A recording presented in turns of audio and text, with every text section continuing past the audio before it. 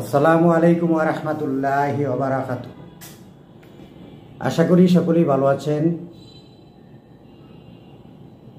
সকলকেই অগ্রিম ঈদের শুভেচ্ছা। আমি মোহাম্মদ জাকারিয়া, সিনিয়র সাংবাদিক, আপনাদের সামনে আজকেও হাজির হয়েছি। দুই চারটি কথা বলবো।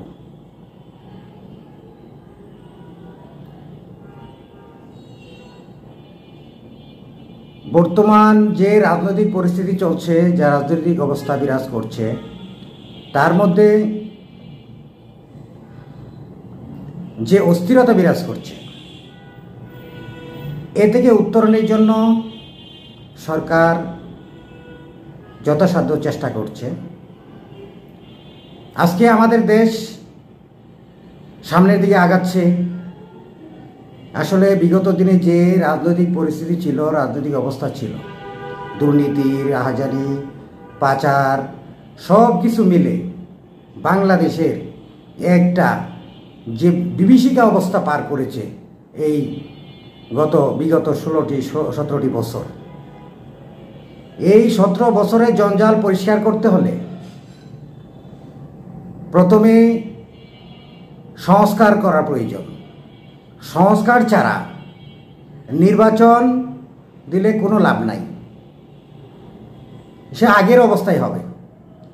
তাই সাধারণ মানুষের সাথে অনেকের সাথে কথা বলে যা জানতে পেরেছি, প্রত্যেকেই আগের চেয়ে ভালো আছি।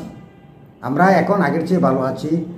বাজার নিয়ন্ত্রণ, বর্তমান সরকার কঠোরভাবে হস্তক্ষেপ করে ইনশাল্লাহ খুব ভালো অবস্থানেই করছে। সাধারণ মানুষের ক্রয় ক্ষমতার ভিতরে এই যে রমজান গেছে, এই রমজানে ক্রয় ক্ষমতার ভিতরেই ছিল। যার কারণে আমি বলবো যে সরকার যে পদক্ষেপ নিচ্ছে, সংস্কার এবং বাজার নিয়ন্ত্রণ যদি ঠিকমতো করতে পারে, সাধারণ মানুষ, খেটে খাওয়া মানুষ যদি কম দামে নিত্য প্রয়োজনীয় দ্রব্য কিনতে পারে, তাহলে আগামী 5 বছরের মধ্যে সাধারণ মানুষ নির্বাচন চাইব না। কারণ দেশ বিদেশে যেভাবে বাংলাদেশের জন্য যে দরজা খোলা হচ্ছে বা খুলে যাচ্ছে, ডক্টর ইউনূস তার জন্য যথাসাধ্য চেষ্টা করছেন। আসলে এই বৃদ্ধ বয়সে ওনার চাওয়া পাওয়ার কিছু নাই। উনি বাংলাদেশের জন্য কিছু করতে চান। তিনি বাংলাদেশের জন্য অর্থনৈতিক উন্নয়ন, যুব সমাজকে কাজে লাগিয়ে এই দেশের ডেভেলপমেন্ট করতে চান। আসলে রাজনৈতিক সরকারগুলো আসলে তাদের নিজেদের আখের গুচারির জন্য। আসলে দেশের চিন্তা কেউ করে না। আজ পর্যন্ত দেখেন দেশের চিন্তা কেউ করেছে কিনা, কোনো নেতা করেছে কিনা। এই ডক্টর ইউনূস যেভাবে কাজ করছেন, যেভাবে দৌড়াচ্ছেন এই বৃদ্ধ বয়সে, এই ডক্টর ইউনূস সারা পৃথিবী জুড়ে যেভাবে বিভিন্ন রাষ্ট্রের সাথে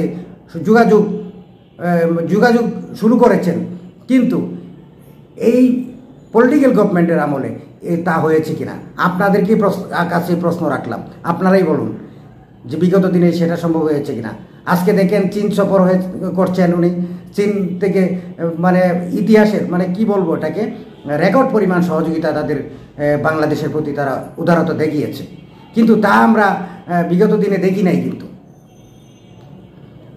তা এই জন্য কিন্তু তাদের গা জ্বলতেছে।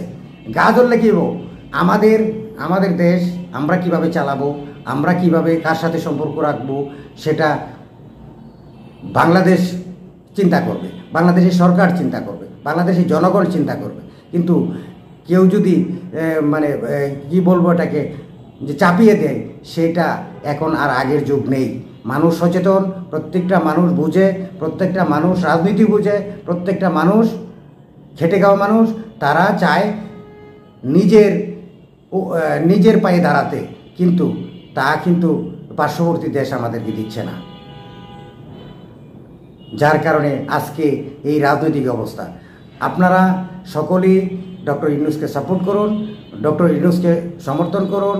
যারা আইন শৃঙ্খলা বিঘ্ন ঘটাবে তাদেরকে আইনের আওতায় তুলে দিন, পুলিশের হাতে তুলে দিন। কারণ এই বিগত দিনে বহু নির্বাচন দেখেছি, ভোটও দিয়েছি, কোনো লাভ নাই। ওই যেই লাউ সেই কদু, এইখান থেকে আমাদের বেরিয়ে আসতে হবে। সেখান থেকে আমাদের করতে হবে। আগে সংস্কার, যেতে একটা সিস্টেম ডেভেলপমেন্ট করলে একটা সিস্টেমের মাধ্যমে গেলে এই দেশের দুর্নীতি বন্ধ হবে। এই দেশের প্রধান সমস্যা হচ্ছে দুর্নীতি।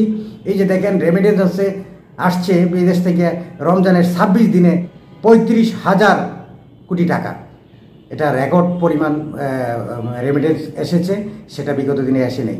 কিন্তু এখন কিন্তু পাচার বন্ধ হয়েছে, এখন কিন্তু বাংলাদেশ থেকে আর টাকা পাচার হচ্ছে না, বাংলাদেশ ঘুরে দাঁড়াচ্ছে। আপনারা সকলেই সহযোগিতা করুন, পাশে থাকুন। আসসালামু আলাইকুম ওয়া রাহমাতুল্লাহ।